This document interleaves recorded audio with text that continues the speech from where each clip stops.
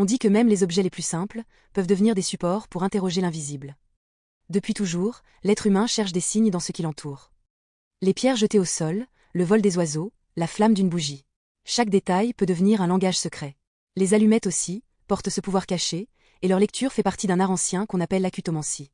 Cet art consiste à utiliser des objets pointus comme les aiguilles, les clous ou les épingles pour obtenir des réponses. Dans la tradition japonaise, le shintoïsme considérait que les objets du quotidien pouvaient être habités par des esprits, et les formes pointues étaient vues comme capables de concentrer l'énergie et les intentions. Avec le temps, cette pratique s'est transformée, les épingles ont été remplacées par des allumettes, un objet simple et universel qui a rendu la divination accessible à tous. C'est ainsi qu'est née la lecture des allumettes, telle qu'on la pratique aujourd'hui. La méthode la plus connue utilise un verre d'eau. Il suffit de 2 allumettes neuves et sans défaut et d'un verre transparent rempli d'eau claire.